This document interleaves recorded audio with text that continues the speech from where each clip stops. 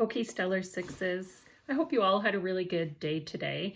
I have to say, I was super impressed with everybody's work and progress during our math meets this morning. I'm feeling really positive and optimistic about where you are so far in terms of preparing for our math test, which will be a week today on Monday, November 29th. So keep up the good work. I have a few housekeeping items that I would like to review with you guys, so I'm going to go through them now. The first thing is that a few people have asked me about the social studies assignment for this week, and that is the pitch for the build that you did in Minecraft Education Edition for the Level Up Calgary Challenge. Now, whether or not you want to actually enter the official challenge, you do need to do a build and a pitch for me to mark.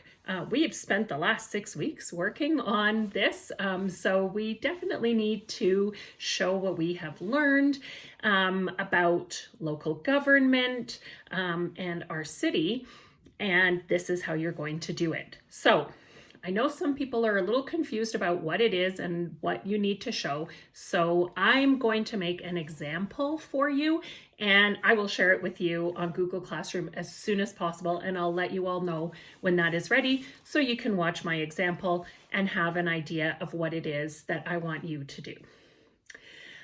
On Wednesday, I'm also going to go over the requirements for the Sportfolio since I've had a few questions about it.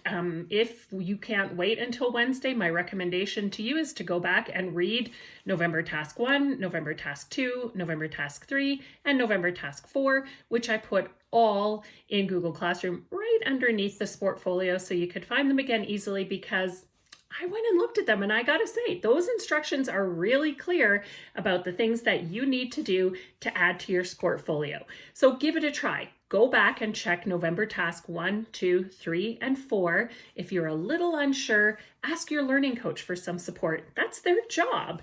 And I will also go over it in more detail on Wednesday morning during our meets, just to make sure that you know what you need to do. Okay, another housekeeping item. Remember, I'm not sure I told all groups this, but this week Mathletics is optional, okay? When I started Mathletics, I cut back on the amount of textbook homework I was asking you to do to try and balance out the amount of math practice, but this week you have a lot of textbook homework, and that is because it's really specifically targeted to help you prepare for the test on Monday. So I'm not going to be, well, I'll still track, but I'm not going to hold you to the minimum target for Mathletics for this week. It's optional if you'd like to do it. Read theory, however, is not optional.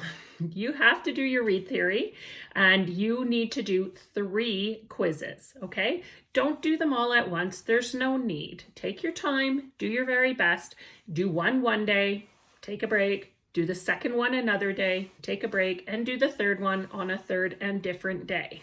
Okay, give yourself a break in between, only do one at a time. Some people did 30, 50, 20 read theory quizzes. You do not need to do that. In fact, usually what happens when you do that is you end up just getting distracted and bored and rushing and doing a poor job. I would way rather you do the 3 and focus on doing your very best on each of them.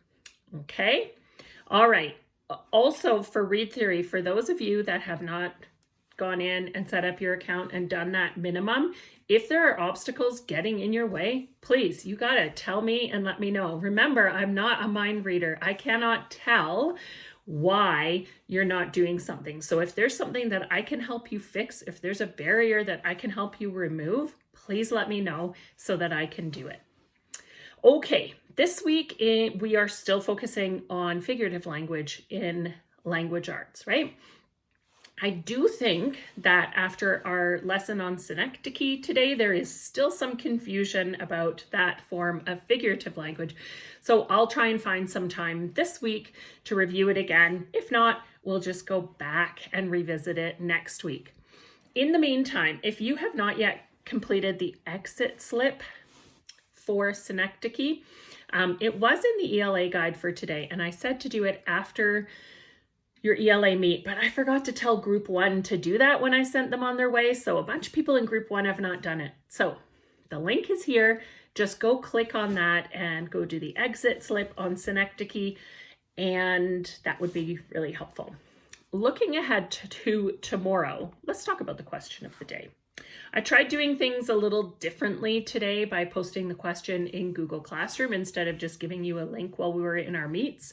But as of this afternoon, Monday afternoon, there's still 5 people that haven't done it. So again, I also added that link in this post in the stream. So please make sure that you go and answer the question of the day if you have not already done it. For tomorrow's question next. Okay, so tomorrow, here's your question. Here's how it's going to work. I'm going to read a sentence, and your job will be to identify what kind of figurative language I'm using in that sentence. Okay, here goes. Nelson Mandela wrote most of his famous letters from behind bars. Okay, so here's the sentence again. Nelson Mandela wrote most of his famous letters from behind bars. Now, tomorrow, I'm going to say that sentence again and ask you, what kind of figurative language is that an example of? And you will tell me. Is it an example of onomatopoeia, alliteration, hyperbole, personification, simile, metaphor, synecdoche? One last time. Nelson Mandela wrote most of his famous letters from behind bars. All right, Stellar Sixes, have a stellar evening, and I'll see you tomorrow morning.